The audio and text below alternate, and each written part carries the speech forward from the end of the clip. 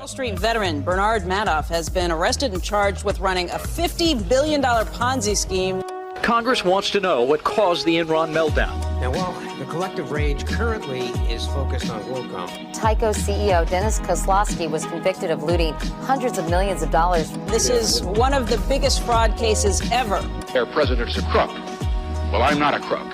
Find out more on this week's episode of White Collars, Red Hands. Many times have we looked at the intersection between white-collar criminals and religious organizations on this podcast. We did an overview of the IOR, the Catholic Bank, and a few of their many crimes over the last century plus, including their dealings with mafia affiliate Michele Sindona. And today, we jump back into discussing the connection between religion and fraud, but this time with a different faith. The Church of Scientology has had many different fraudsters walk through its door, starting primarily with its founder, L. Ron Hubbard. The science fiction writer turned religious founder is deified in the Church of Scientology, and his writings comprise their scriptures, but he himself was convicted in absentia of fraud in France. This behavior extends directly into the religious practices of the church, which has come under fire for the rates it charges for entry-level services, which amount to multiple thousands of dollars per session for entry-level services. The church could get a whole episode, but today we are talking about a specific criminal, an ordained minister of the Church of Scientology who operated a scheme that saw hundreds of millions of dollars vanish from the accounts of his friends in the church. Introducing the Scientology scammer in our newest episode, Reed Slatkin. Newest? Oh, you don't... Is Scientology thing? Yeah. You don't know the story behind Scientology? I do, but I didn't... Like what they believe? Yeah. They're gonna, like, if you reach, like, the highest level, you get to go in a spaceship with L. Ron Hubbard and, like, live forever. That's kind of ish true. You don't know the story about, like, oh, we'll talk about Isn't it Xenu their god or something? No, Xenu's the bad guy. Oh, they have a god. I don't remember his name. Their whole religion's like a space opera, Yeah. and Xenu's the bad guy. Oh, yeah, but they have it's all alien related. It's weird. Sorry if you practice Scientology, but come on. No, we're gonna clown it. If you practice Scientology, click off this episode. You don't want to. You don't want to hear. We are gonna clown on you. I'm so sorry. Yeah. But we are, and honestly, you deserve it a little bit once we get into it. I agree. So yeah, welcome back everybody to another episode of White Collars, Red Hands. I'm Kashan. And I'm Nina. And we're back serving up big old slices of white collar crime. Hell yeah. White collar crime by the slice. I love white collar crime by the slice. Great. So yeah, we're talking today about Reed Slatkin. That just sounds made up too. Reed Slatkin? Yeah. Yeah. Hey, you look like you're Slatkin over there. So Reed Slatkin was born in Detroit, Michigan in 1949 and experienced trauma in his early childhood when, I'm going to say, trigger warning, this episode starts off with a suicide. Good catch. So if you don't want to, it's very brief, but you can skip like 30 seconds from now and be past it. Reed Slatkin was born in Detroit, Michigan in 1949 and experienced trauma in his early childhood when he discovered his father in the garage, a victim of suicide. In his moment of pain, Reed was taken in by his uncle from England, who was actually a follower of L. Ron Hubbard, and his uncle used his teachings in Scientology to help young Reed through his trauma of losing his dad. All right. I can already hear you asking, how did Scientology do that? How does Scientology help someone with trauma? Well, it turns out that's why Scientology was created in the first place. Turns out that Scientology has a lot more to it than I ever thought. The rabbit hole is deep, and I don't want to get too stuck in it today, so I'll give you a brief overview of what Scientology is and how it came to be. L. Ron Hubbard, all right, wrote a book that described a process called Dianetics, which is essentially a way to practice self-psychotherapy that is based on the idea that all of us have an immortal inner soul, referred to as a thetan, that has experienced traumas in this and past lives that result in the accumulation of negative energy, like particles, I don't know, or just negative energy in general, I guess. And the name of these negative energy particles are engrams.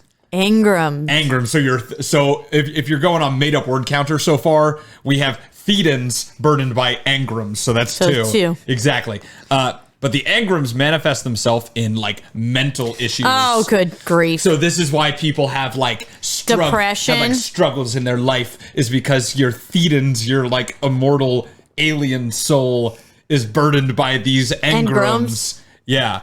So you must get rid of these engrams through a process called auditing. I have heard of that. Which includes someone asking you questions, and after its inception, also added the use of an electrical device that measures the body's electrical resistance, called an E-meter. So 3 made up words. Yeah, E-meter. The FDA actually a long time ago like bust into some Scientology places and like took all these because they were basically making them as a medical device, but they weren't medical devices. You literally, so it looks so stupid.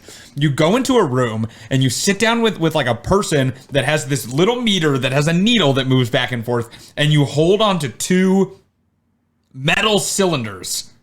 So you have to hold on to these 2 metal cylinders, and they ask you a bunch of questions about your past like traumas and shit.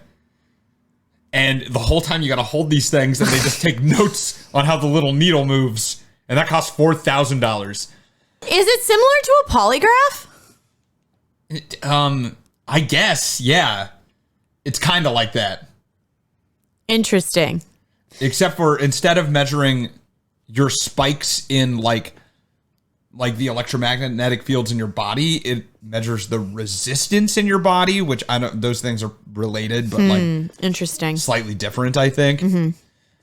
Either way. So that's the thing. And you get to this whole thing where as you progress through Scientology, there are these OT levels, which is what you were talking about, where they give you more information as you get up. Yeah. And you have to pay more money. Yes. To get to each level. Yes. Right. And it's a lot of money. It's not just like $10. It's thousands upon thousands of dollars. And they've been sued a lot recently. So their documents that they kept private for like OT8, which I'm pretty sure is the highest one, have been public since then, which is why we know that OT8 is they basically tell you that Xenu, that like evil guy, is like an ancient evil overlord.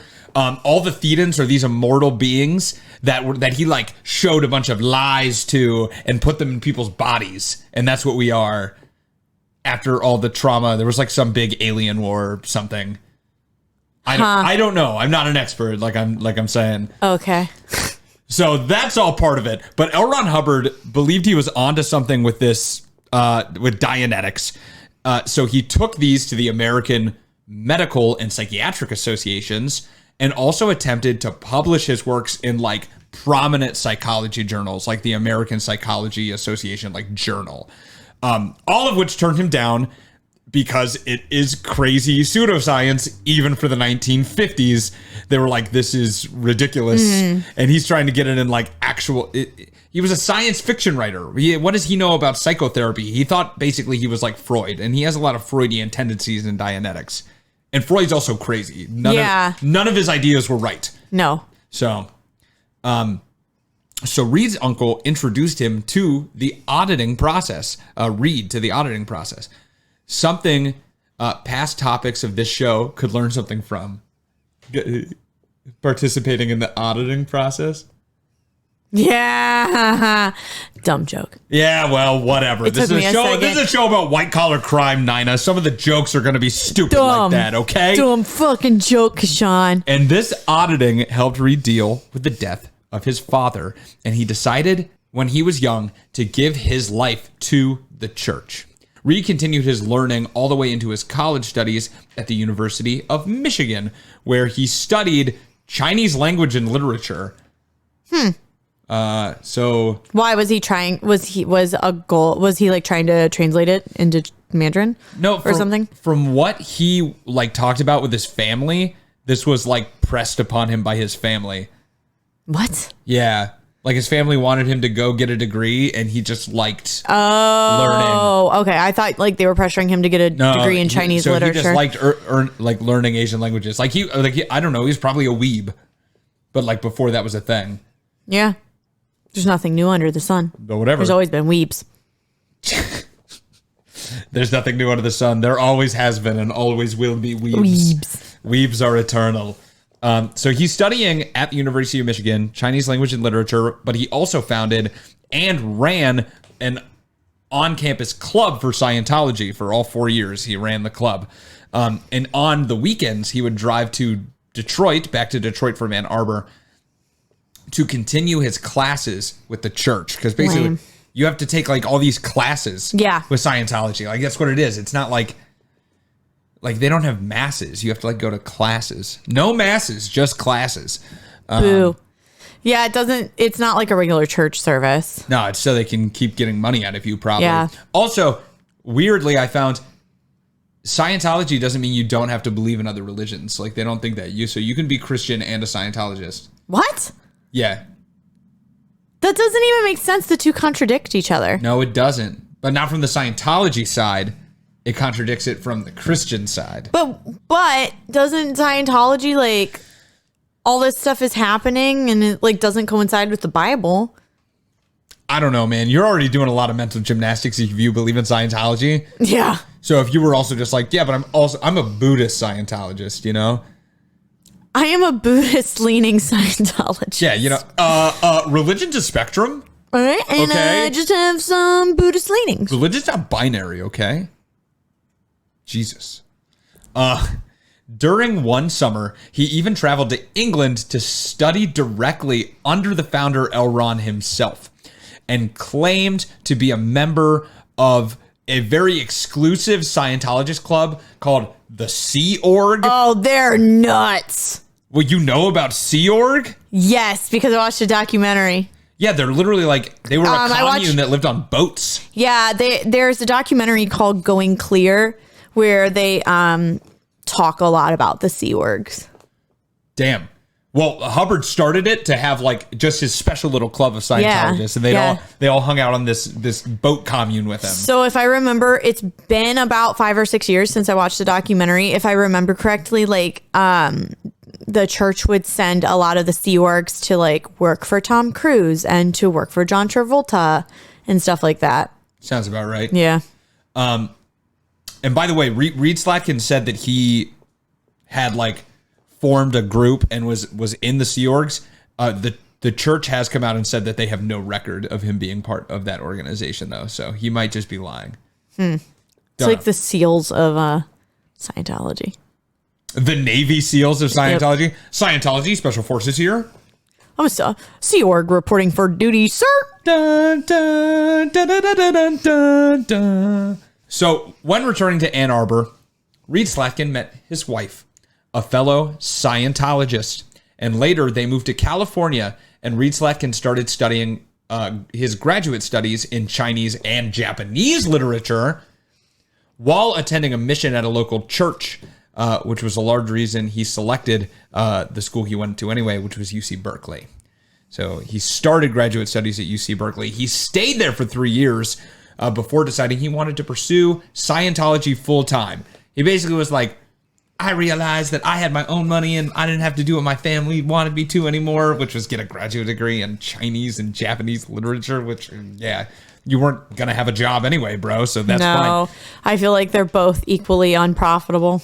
Yeah. Honestly, Scientology would be profitable if you got to a point where you were like scheming people's money. Well, and you're going to see he's going to make a lot of money, so it is what it is. So he started doing Scientology full time. He left without getting his graduate degree and focused fully on the church, finally attaining the rank of ordained minister in 1975. And this guy really jived with the church. He fucking loved the Church of Scientology, and you can tell because I read parts of a 152-page deposition, all right? And they asked him about his educational background close to the beginning, And it was 8 pages of him just talking about the teachings of Scientology. He went on a fucking rant. And it was wild. Yeah. Because And it makes no sense. Yeah, it's crazy. And I was just like, what are you talking about? He's like, Scientologists believe, and then 8 pages. 2 of them were missing. Oh, God. In the deposition, they were gone. And Thank God. And he, when he jumped back in after the 2 pages, you couldn't even tell. I was like, that's how much nonsense this guy's talking. You can just drop 2 out of the 8 pages and like, you don't even notice. And you still know what he's talking about. Imagine being the investigators in there and you just had to listen to him go off about Scientology for that long. Oh, God. It was awful. But by 1984, Slatkin had been making a living solely off the church. He had 2 sons and a quaint little life. But he was about to do some auditing for a man named Robert Dugan, who was about to change his life forever and probably for the worst. Robert Dugan had some experience trading stocks and is actually currently a billionaire venture capitalist investor in the biotech space now. He's a very rich person. So when Reed Slatkin started doing some auditing, he said he was helping his family through some things, which I think is like how he talks about he was auditing them, I guess. But he never used that terminology, so I don't know. But Bob took Reed under his wing and taught him about the basics of company valuation and company comparison and how it relates to purchasing stock. And then, with no official training, Reed Slatkin decided to pivot into being a full-time professional financial investor. Perfect. Mostly to friends in the church. You know, this is actually also very common in Christianity where people will not have, or in my experience at least, people will actually not have credentials and then they will just whore themselves out as help at the church. Like they're like, oh, I'm a counselor, but they've actually never done any sort of training to be a counselor. Whoa, people in the church not doing things that they're not qualified for? What? You tell it. That's wild. You telling me those priests didn't have a license to touch little boys? Damn. Wait, where do you get one of those? That's wild. Why are you asking so intently? Why you want to know so bad? I don't know. They probably hand them out down in the Vatican. Go ahead. What were those things that you would buy to get out of purgatory? Oh, indulgences? Yeah, you gotta use indulgences to buy that. But it costs a lot of money, you know? So we don't just hand them out unless you're a priest. Then you can just kind of have one. Special in God's eyes. But he was like, I'm going to be a Scientologist. And then one guy, this is like the one guy you knew who someone told him about crypto. And he's like, I'm a crypto trader now. That's all I do is I trade online. I trade E-coins. I trade B-coins. I trade C coins and D coins. C coins. And E coins and F coins and G coins and H coins and I coins. I got every letter of the motherfucking alphabet in my crypto portfolio, dog. And I have Dogecoin. So, but he literally was like, all right, this is what I'm going to do. And now, you probably think that being a financial advisor without some sort of official training is illegal, right? Well, this is America. The land of the goddamn free, and you'd actually be right. It is, this time it is totally illegal. You do either have to report to the state or federal agencies depending on how much money you're investing for friends. Especially, the distinction is that you're making money off of it, though. So you have to be like, if you're collecting fees or something to manage somebody's money, you have to register with the state. A little like those priests had to register with the state. To touch those little boys? Yeah, but slightly different. I think they have to do it afterwards and like go around the neighborhood. I don't know how it works. Something like that. Yeah. So Reed had a very, should I say, interesting way about this problem. Since he never charged fees for his work, just suggested donations. Kind of like when you go to your friend's sketch comedy show and there's a recommended donation. You know you have to make the donation or you're going to look like an asshat. Yeah. Right? You gotta give the donation. And it's like also the festivals in Chicago during the summer and they're like, suggested donation to enter, $10. But I always blow right past them and I'm like, fuck you guys. Oh, so you're an asshat. Yeah. Okay, perfect. Look at my hat. Is it an ass? It is an ass. This is my ass hat. I always thought it was a hat for the ass, not a hat that is an ass. Oh, here is my hat. It's on my ass. I'm wearing a hat on my ass. Honestly, you make a good point though. It's like I would like rather a butt have hat. an ass hat. It's like a butt head, right? You know, than it's a an ass hat. hat. On your ass? Yeah. That can't be. I'd much rather have like a birthday hat that just sits on my ass than have an ass as a hat. I want an ass hat. This is a weird argument. So then, like, I don't even want to know, do I? I don't want to know what the next sentence you're about to say is. because then, like, you can shoot stuff out of it, you know? Mm-hmm. So it's not just shaped like an ass, it's a functional ass that you wear on your head? It's like those hats that you put drinks in. How is it like that, Nina? How is it like that at all? Because you have a lever.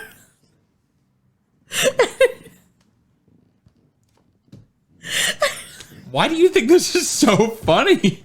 I think I knew you were going to be like, hate it so much that's what's so funny. I can't stop. Of course I was going to hate it. That's awful. I actually have tears.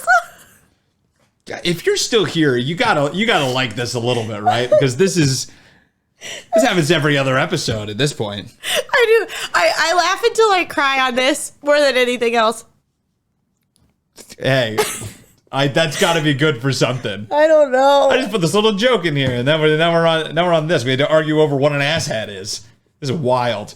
Anyway, Reed Slatkin also. So he said, "Oh my God!" I actually look like I've been crying. You have been crying. That's why you look like you've been crying. Is because you've been crying. It's usually the reason people look like they've been crying.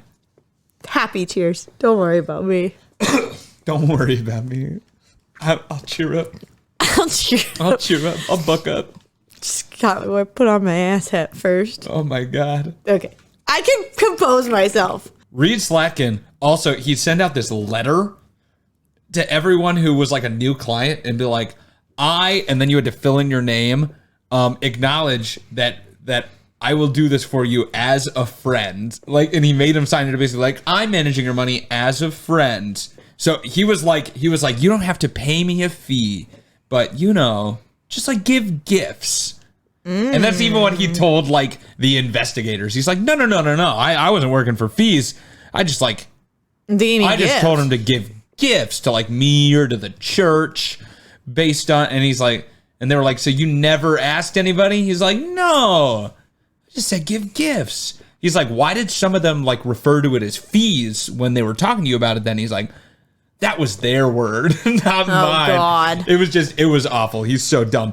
And at first he just took clients close to him in the church, promising to invest their money, promising a decent return, utilizing some software that he helped build with an engineer like in his garage that supposedly raked the stock market to identify good investments, which people do today. There are softwares that do that. And there's a lot of trading that goes on at those big hedge funds that's done through algorithms. But obviously, there are quite a few doubts about the legitimacy of the techniques he began using. In the beginning, there were not many people investing with Reed, as he hadn't garnered much credibility. But that all changed in 1994, when he was introduced to a kid fresh out of college named Sky Dayton. Oh, he was hot. Sky Dayton? Yeah. I mean, it's all right. He's a tech nerd. You The looking him name up? that sounds like a hot person's name. He does sound like a Dawson's Creek character for sure. Yeah, he's got flowing hair. Sky Dayton. Oh God, no. This guy? Yeah. Oh, what a bummer. He was like a software developer, dude. I don't know what you expected. I thought he was gonna be sexy. Sorry to disappoint you. If I had a nickel. Yeah. Me too. So he met Sky Dayton, who had a dream of making the internet more easily accessible for normal people. Sky felt inspired after it took him a week to set up his home computer for internet access. Oh my God, that's crazy. 1994, man. What can I say? And he came up with the idea for Earthlink, a company that would develop software and hardware that made connecting to the internet more feasible for the everyday person. And Sky was introduced to Reed through a mutual friend, Kevin O'Donnell. Kevin and Reed both invested principal capital of $75,000 each. And in a few years, the dot-com bubble was blowing, and Earthlink was the second most popular internet service provider, only behind AOL at the time. Wow. Reed Slatkin was now on the board of directors of a publicly traded company, and his initial investment of $75,000 was now worth over $112 million. Wow, that's a good investment. In 5 years. Yeah. So if this is all he had done, boom, he'd be rich. He'd still be on like the boards of companies somewhere. Yeah, absolutely. But getting this much money also gave him credibility in his personal finance investing business, which, by the way, he called it the Reed Slatkin Investment Club, which sounds like something that meets after school. Yes. Stupid name. Yeah. But yeah, so it gave him more credibility and attracted more investors into his financial management business. And soon Reed had over 850 different clients. Wow. And since he was operating out of LA, and there are quite a few celebrities who subscribe to Scientology, there are. He had a few big names amongst that list. Some of the hits include Joe Pantoliano, who you might know as Cypher from The Matrix, the guy with the little small glasses. He's like the techie guy. I don't know. Ann Archer, who I guess was big. She got like Miss Golden Globe or something. Okay. I don't know what that means in the 1970s. I'm not familiar with her. And also Giovanni Ribisi, who was the bad guy who did that stupid dance to the TV in Ted. You see, he's like... I vaguely remember that. He's like doing the I dance. kind of remember that. He played that guy in Ted. That was not a bad movie, though. No, it wasn't a bad movie, but that guy lost a bunch of money to a Scientologist. Idiot. So just remember that the next time you watch it. From these investors, it is estimated that Reed Slatkin took in close to $600 million. And he maintained these client relations for 15 years from 1986 to 2001.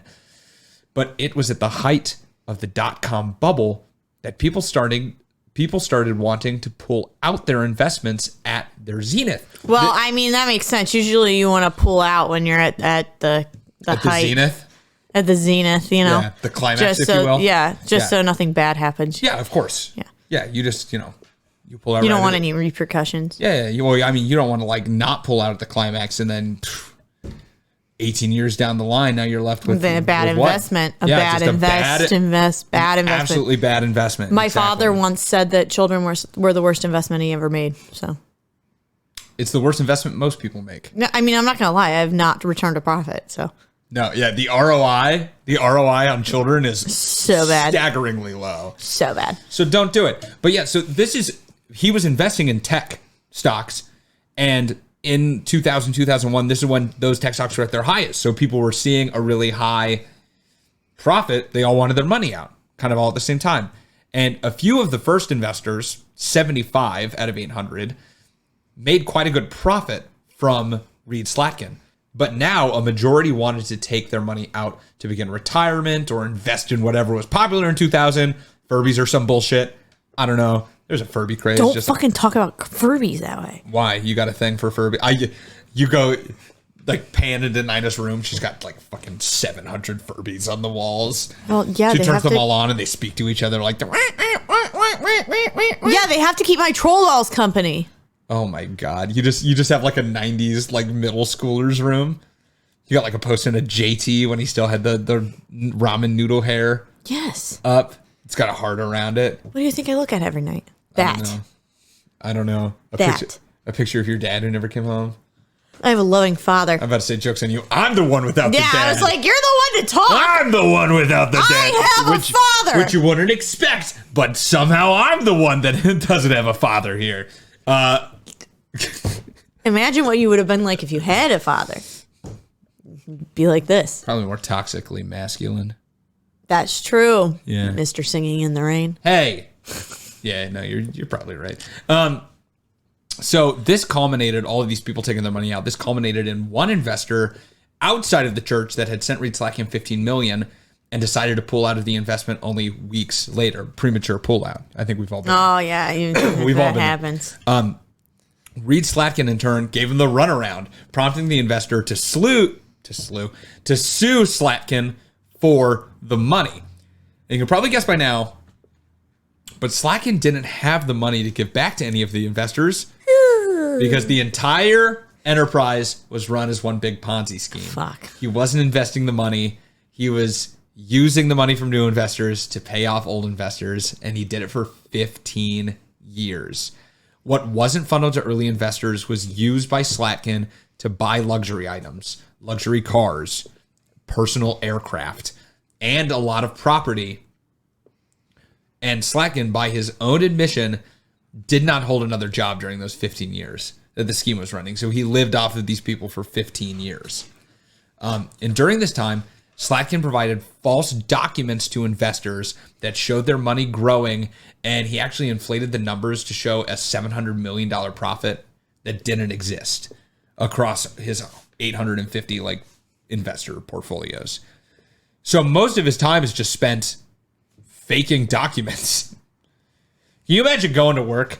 You're just faking documents all day? Yeah, your 9 to 5 is you show up to work and you have to just fake a bunch of profits. Well, remember that one, it's not profits, but remember the one episode we did where they were fake, they were diploma mills? Oh, yeah. That's basically what this is. Yeah, you just show up. Or and you're Z Best when he made all those fake invoices. That's what this is. That's why I don't understand when they're they just got caught up in it. They didn't know what they were doing. No, you're actively doing this. Yeah, you showed up for 8 hours a day. Maybe you're not working 8 hours a day, but you're pretending to show up for 8 hours a day to work, and instead of actually investing any money, you're just doing this. You're just faking papers to send out to people and talking to people on the phone, which is basically business anyway. Now that I'm thinking about it, but whatever. So in addition to the lawsuit that Slatkin was already facing, he was also in hot water because for the past 2 years, the SEC had already been investigating him for operating without a license. And in 2000, Slatkin told the SEC under pressure that he was retiring from the business, liquidating all the accounts he managed, and that he was not, under any circumstances, taking on new clients. But he was taking on new clients. Bastard. He took an extra $100 million in investments that year because he was trying to pay off all these people that wanted their money. And we already know he took that $50 million investment during that time period when he told him, he's like, oh, you know what? I'm retiring. I'm not doing it. Because he had the whole, well, I'm not getting paid for it thing, but he knew he was kind of caught. So it is what it is. He also told the SEC that he was having issues liquidating some of the money because $300 million was tied up in a Swiss brokerage firm titled NAA, which he claimed to not even know what the initials stood for. He said, it was the initials of some guys who started it a long time ago. In the deposition that I read, that's what he said. He's like, yeah, it's someone, they started someone's names. Turns out the reason he didn't know what they stood for is because he made it up. So he probably didn't make up that part. Slatkin and some associates falsified the entire company of NAA to keep the SEC off their tracks and buy them time. They also had incredible attention to detail when they were faking this brokerage firm because Slatkin actually got another fax machine, got one from Switzerland, so it had a Swiss number to fax documents to and for the SEC. He had someone in England send him European letterhead to print the documents on, and even got another phone in his house with a Swiss ringtone. So I guess when you call them, it has a different playback tone. Interesting. And he somehow did that. He put another phone in his house, so he was like, oh yeah, this is Switzerland. But he couldn't come up with what the initials were for. Why? Not actually an association. He also made up names of people he was dealing with. He operated under names. If he had the phone, he had to answer it, right? As someone else. And he's like, oh yeah, it's me. The Swiss. My name is Maurice. What the fuck? It's like, oh yeah, I know a Reed Slatkin. Yeah, Reed Slatkin. Some like terrible Swiss accent. That's not even Swiss. I don't know what I'm doing. Sounds nothing like the cheese. After looking into the company, though, the SEC could find no evidence that NAA existed because it didn't. She did it. The lawsuit brought against him, as well as mounting pressure from other investors who wanted their money back, caused Reed Slatkin to file for bankruptcy and step down from Earthlink's board in 2001, which was followed quickly by the SEC freezing all of his assets down to a single share of Krispy Kreme donuts that he owned. Dang. They were just like, no more money for you. So they froze all of his accounts. I would love to have money in Krispy Kreme because maybe they would give me free donuts. I don't think that's how that works. Damn. Just get a job there. No. They got to be hiring. Just apply for some. No, some I don't want to bullshit. work at the Krispy Kreme donut. You don't have to work. Don't like work at an actual location like making donuts. Because you got to be there at like 4 a.m. Work for Krispy Kreme corporate. Be like a receptionist for the corporate office. Hello, Krispy Kreme donut. Would you like that cream filled or glazed? Oh my God. Welcome to Krispy Kreme Donuts. You fill them, we shill them. Let's go. Hello, welcome to Krispy Kreme donut. Would you like to speak to Long John? Oh my God. Welcome to Krispy Kreme Donut. I bet you jelly.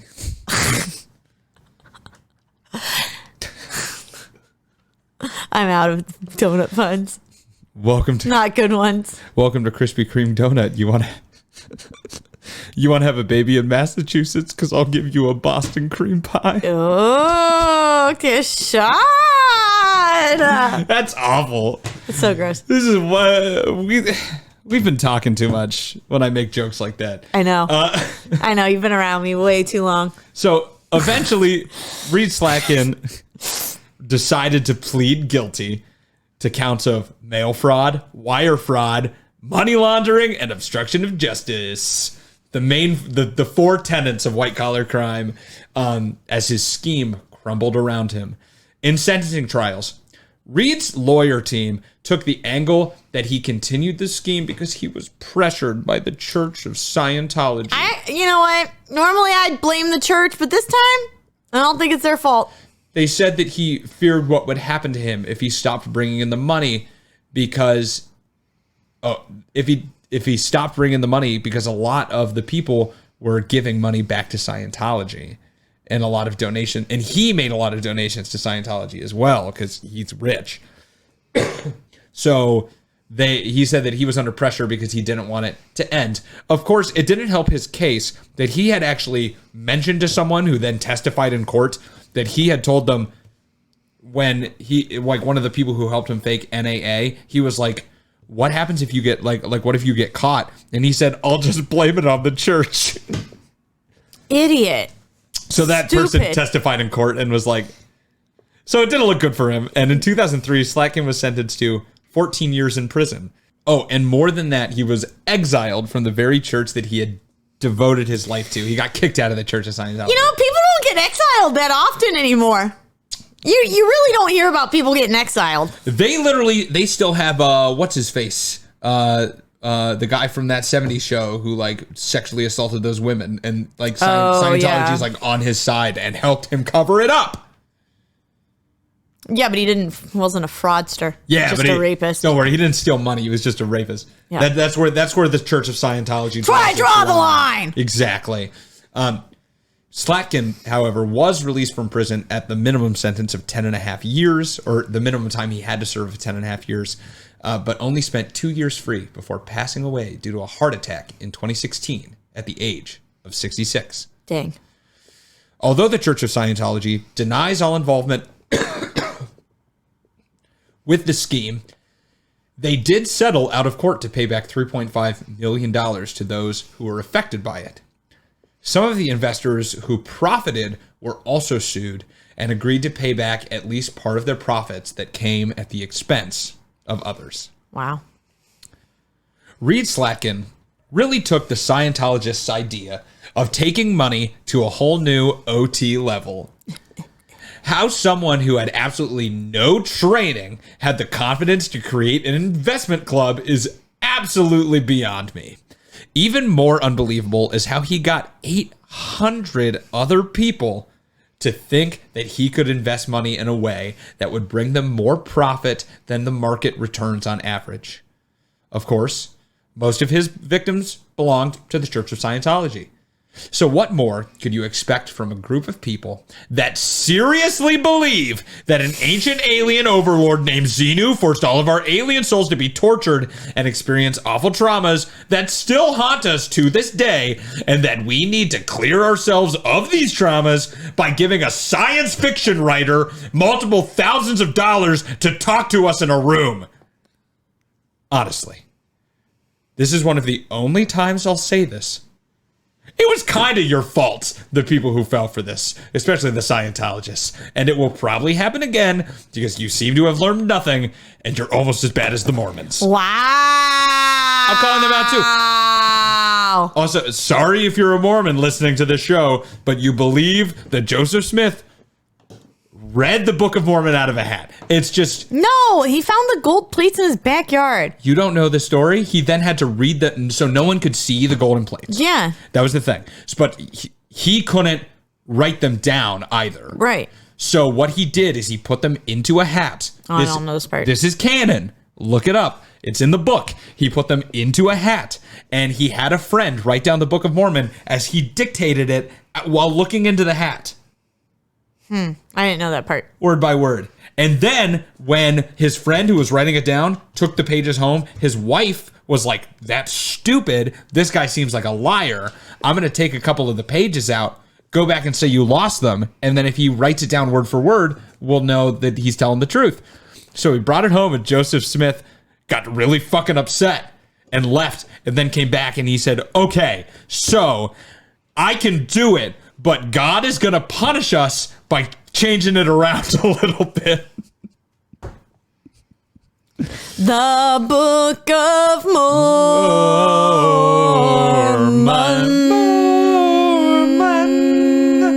So, yeah. It's just personally, to me, all religions kind of wild. Don't know how people believe in them. But these two have to be like the ones you're like, bro. And I think it's because the recency, they started so recent, like we know the history. Yeah.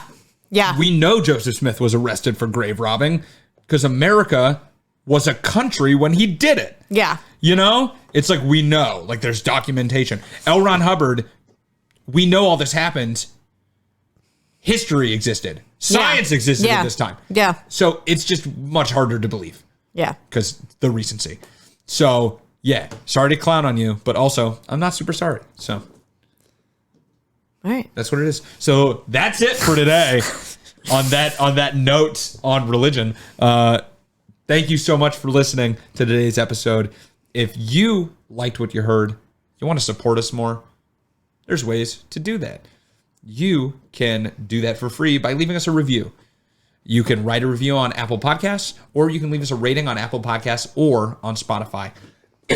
Another free way to support us, follow the socials, dog. Yeah, what the heck are you doing? If you're right there, it's a click, bro. You're on your phone anyway. Yeah, you're on there, right? You're probably listening to this on your phone. You're probably looking at Instagram while listening to this. Yeah, so why don't you go to whitecollars_redhands on Instagram, give us a follow, all right? Or if you're on Facebook, you know, you're scrolling through Facebook, you're an aunt that's listening to this for some reason. You can go to facebook.com/whitecollarsredhands. Bam, there we are too. Yep. Maybe you're a tweeting person. Maybe you love Elon Musk and you somehow sit through our episodes every week. Don't know how you do that. More power to you. That's at White Collars Pod. Go there. Give us a follow. You're on TikTok right now. Everyone's on TikTok. You're somehow listening to a TikTok and a podcast at the same time. Now that's some Zoomer ADHD level multitasking. So you can also follow us there. I feel like I did that one weird. Am I missing one? No, you did do it weird, but you got it all. All right, great. You can also go to our website. That's whitecollarsredhands.com. If you go there, You can listen to the episodes straight through there. It's an embedded player.